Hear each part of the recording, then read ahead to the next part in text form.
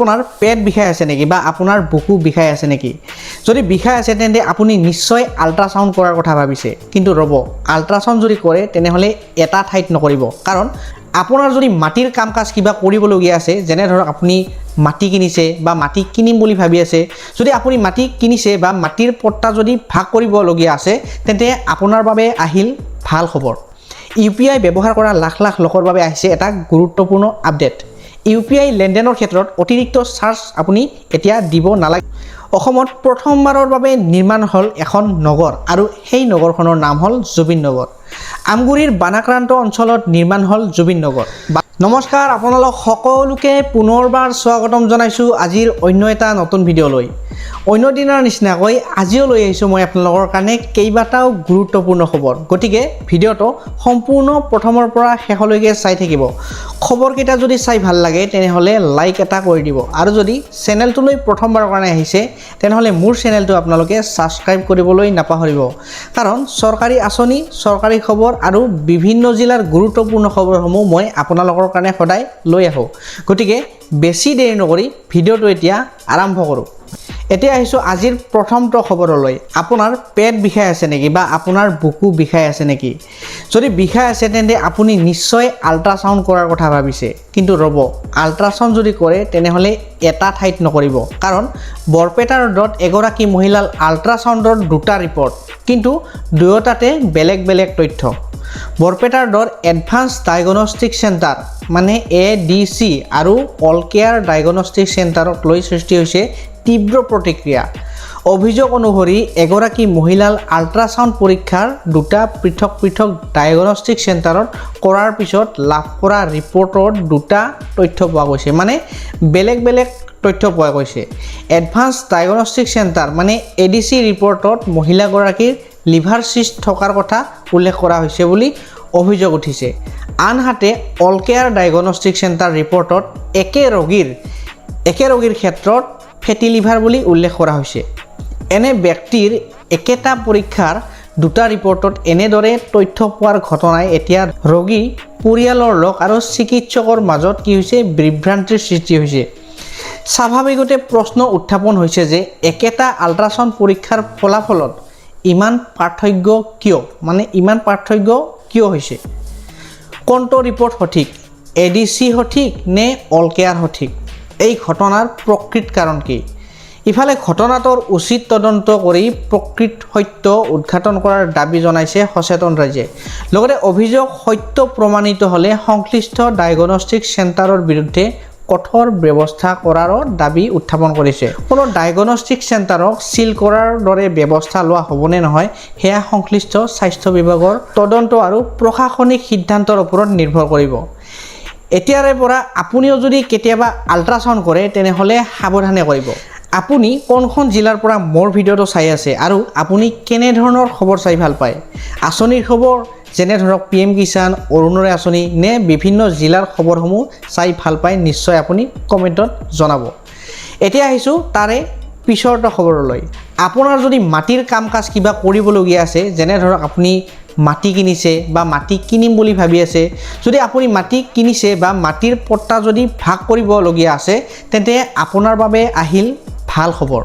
কাৰণ 25 ডিচেম্বৰৰ পৰা আৰম্ভ হ'ব মিছন বসুন্ধৰা 4.0। অসমৰ ভূমি সম্পৰ্কীয় কাম কাজৰ ক্ষেত্ৰত আহিছে এক গুৰুত্বপূৰ্ণ খবৰ। অহা 25 ডিচেম্বৰৰ পৰা আৰম্ভ হ'ব মিছন বসুন্ধৰা 4.0। সামাজিক মাধ্যম যোগে এই কথা ঘোষণা কৰিছে অসমৰ মুখ্যমন্ত্ৰী ডক্টৰ হিমন্ত বিশ্ব শৰ্মাই। যদি এতিয়ালৈ মিছন বসুন্ধৰা মানে কি আপুনি নাজানে, তেন্তে মই আপোনালোকক এতিয়া কৈ আছোঁ। মিছন বসুন্ধৰা হৈছে ৰাজ্যৰ ভূমি আৰু ৰাজহ সম্পৰ্কীয় বিভিন্ন সেৱা সহজ, দ্ৰুত আৰু অধিক স্বচ্ছভাৱে জনসাধাৰণৰ ওচৰলৈ যোৱাৰ এক গুৰুত্বপূৰ্ণ পদক্ষেপ। মিছন বসুন্ধৰা 4.0ৰ আবেদন কেতিয়াৰ পৰা আৰম্ভ হ'ব, কি নথি লাগিব আৰু অনলাইন আবেদন কেনেকৈ কৰিব লাগিব পৰৱৰ্তী আপডেটত জনাই দিয়া হ'ব। আপোনাৰ যদি মাটি সম্পৰ্কীয় কাম আছে তেন্তে কমেণ্টত জনাব। আপোনালোকে কমেণ্ট কৰিলে কি হয় জানেনে, আমি আপোনাৰ কমেণ্ট চাই পেলাই আপোনালোকৰ মতে ভিডিঅ'বোৰ বনাব পাৰোঁ। মোৰ মতে যদি ভিডিঅ' বনাওঁ তেনেহ'লে কোনে চাব কওকচোন। আপোনালোকে যিটো খবৰ চাব বিচাৰে সেইটো বনালেহে আপোনালোকে চাব। সেইকাৰণে আপোনালোকৰ মতামত কমেণ্টত জনালে খুব বেছি আমাৰ কাৰণে ভাল হয়। তো এতিয়া আহিছোঁ তাৰে পিছৰটো খবৰলৈ। আপুনি ফোনপে ব্যৱহাৰ কৰে নেকি, বা আপুনি যদি UPI বেছিকৈ ব্যৱহাৰ কৰে তেন্তে UPI ব্যৱহাৰকাৰীলৈ আহিছে এটা ভাল খবৰ। UPI ব্যৱহাৰ কৰা লাখ লাখ লোকৰ বাবে আহিছে এটা গুৰুত্বপূৰ্ণ আপডেট। UPI লেনদেনৰ ক্ষেত্ৰত অতিৰিক্ত চাৰ্জ আপুনি এতিয়া দিব নালাগে বুলি স্পষ্ট কৰা হৈছে। পেমেণ্ট কাউন্সিল অফ ইণ্ডিয়াই নিজৰ এক্স হেণ্ডেলৰ জৰিয়তে এই বিষয়টো স্পষ্ট কৰিছে।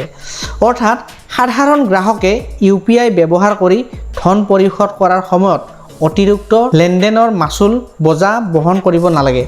মানে আপুনি যদি ফোনপে বেছিকৈ ব্যৱহাৰ কৰে মানে এক্সট্ৰা কোনো ধৰণৰ চাৰ্জ দিব এতিয়া নালাগে। এতিয়া কি হৈছে, বৰ্তমান সময়ত চাহৰ দোকানৰ পৰা আৰম্ভ কৰি ডাঙৰ বজাৰ, অনলাইন শ্বপিং, বিল পেমেণ্ট প্ৰায় সকলো ক্ষেত্ৰত UPI বহুলভাৱে ব্যৱহাৰ কৰা হয়। সেয়েহে UPI লেনদেনৰ চাৰ্জ সম্পৰ্কীয় যিকোনো খবৰেই সাধাৰণ ব্যৱহাৰকাৰীৰ বাবে যথেষ্ট গুৰুত্বপূৰ্ণ। মানে যিকোনো ধৰণৰ আপোনালোকে এতিয়া ট্ৰানজেকশ্যন কৰিবলৈ হ'লে কি কৰে মানুহবিলাকে, ফোনপে, গুগল পে, যিকোনো ধৰণৰ UPI এপ ব্যৱহাৰ কৰে। আপুনি ফোনপে বা গুগল পে ব্যৱহাৰ কৰে নে নকৰে নিশ্চয় কমেণ্টত জনাব। এতিয়া আহিছোঁ তাৰে পিছৰটো খবৰলৈ। অসমত প্ৰথমবাৰৰ বাবে নিৰ্মাণ হ'ল এখন নগৰ, আৰু সেই নগৰখনৰ নাম হ'ল জুবিন নগৰ।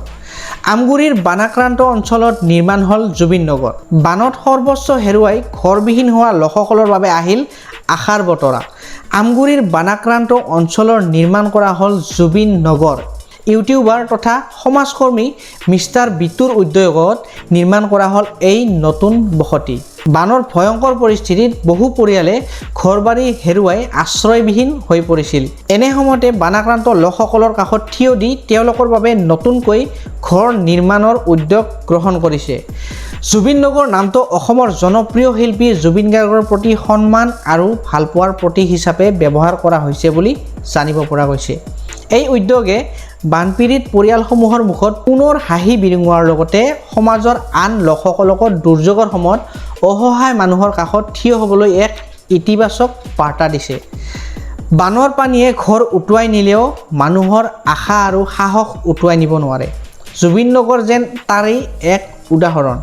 এই বিশেষ উদ্যোগৰ বিষয়ে আপোনাৰ মতামত নিশ্চয় কমেণ্টত জনাব, বা বিটুৱে কৰি থকা সহায়খিনিৰ আপোনালোকৰ মতামত কমেণ্ট বক্সত নিশ্চয় জনাব। এতিয়া আহিছোঁ তাৰে পিছৰটো খবৰলৈ। আজিৰে পৰা উজনিৰ বানাক্ৰান্ত ৰাইজৰ ঘৰে ঘৰে হ'ব ক্ষয় ক্ষতিৰ মূল্যায়ন। উজনি অসমৰ বানাক্ৰান্ত অঞ্চলৰ ৰাইজৰ বাবে আহিছে এক গুৰুত্বপূৰ্ণ খবৰ। আজিৰে পৰা বানপানীৰ ফলত হোৱা ক্ষয় ক্ষতিৰ প্ৰকৃত ছবি জানিবলৈ ঘৰে ঘৰে গৈ মূল্যায়ন আৰম্ভ কৰা হ'ব। বানপানীৰ ফলত কোনখন পৰিয়াল কিমান ক্ষতিগ্ৰস্তৰ সন্মুখীন হৈছে, ঘৰ বাৰী, কৃষিভূমি, পশুধন অথবা অন্যান্য সম্পত্তিৰ কিমান ক্ষতি হৈছে, সেইবোৰৰ তথ্য সংগ্ৰহ কৰি প্ৰকৃত ক্ষতিগ্ৰস্ত পৰিয়ালসমূহ চিনাক্ত কৰাৰ ওপৰত গুৰুত্ব দিয়া হ'ব। ইয়াৰ মাজতে ভুৱা তথ্য বা ভুল তথ্য দি মুখ্যমন্ত্ৰীৰ বিশেষ সাহায্য লাভ কৰা লোকসকলৰ বিৰুদ্ধেও তদন্ত চলোৱা হ'ব বুলি জানিব পৰা গৈছে।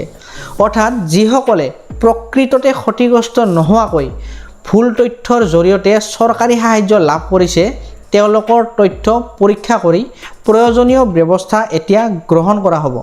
সেয়ে বানপীড়িত ৰাইজে মূল্যায়নৰ সময়ত নিজৰ ক্ষয় ক্ষতিৰ সঠিক তথ্যহে আপোনালোকে প্ৰদান কৰিব, কাৰণ চৰকাৰী সাহায্য প্ৰকৃত ক্ষতিগ্ৰস্ত লোকসকলৰ মাজলৈ সঠিকভাৱে পঠিয়াবলৈ এই মূল্যায়ন বিশেষ ভূমিকা পালন কৰিব।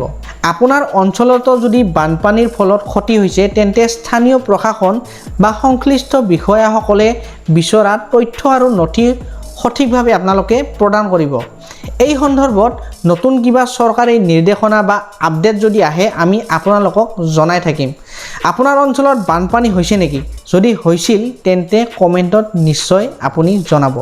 এতিয়া আহিছোঁ তাৰে পিছৰটো খবৰলৈ। অসমৰ নাক কাণ কাটিলে মুন্নালালে। এই কোন মুন্নালাল এতিয়া মই আপোনালোকক কৈ আছোঁ। বানাক্ৰান্তত সহায় কৰিবলৈ আহি প্ৰবঞ্চনাৰ বলি হৈছিল জনপ্ৰিয় ইনফ্লুৱেঞ্চাৰ জেড প্ৰবজাত। বানপীড়িত ৰাইজৰ কাষত থিয় দিবলৈ গৈ এইবাৰ প্ৰবঞ্চনাৰ বলি হ'ল জনপ্ৰিয় ইনফ্লুৱেঞ্চাৰ জেট প্ৰভাজত। উজনি অসমৰ বানাক্ৰান্ত অঞ্চলত ক্ষতিগ্ৰস্ত লোকসকলৰ বাবে ঘৰ নিৰ্মাণৰ উদ্যোগ লৈছিল ইনফ্লুৱেঞ্চাৰগৰাকীয়ে। ঘৰ নিৰ্মাণৰ বাবে প্ৰয়োজন হোৱা প্ৰায় 2000 বাঁহ যোগান ধৰাৰ উদ্দেশ্যে হজাৰ মুন্নালাল চৌহান নামৰ এজন লোকক আগধন হিচাপে 50,000 টকা দিয়া হৈছিল। কিন্তু অভিযোগ অনুসৰি টকা লাভ কৰাৰ পিছত বাঁহ যোগান তেওঁ নধৰিলে। ইয়াৰ ফলত 50,000 টকা প্ৰবঞ্চনাৰে লুট কৰাৰ অভিযোগ উত্থাপন কৰিছে। বানপীড়িত ৰাইজক সহায় কৰাৰ মহান উদ্দেশ্যৰে আগবাঢ়ি অহা এজন ইনফ্লুৱেঞ্চাৰৰ সৈতে সংগঠিত এই ঘটনাই এতিয়া ব্যাপক চৰ্চা লাভ কৰিছে।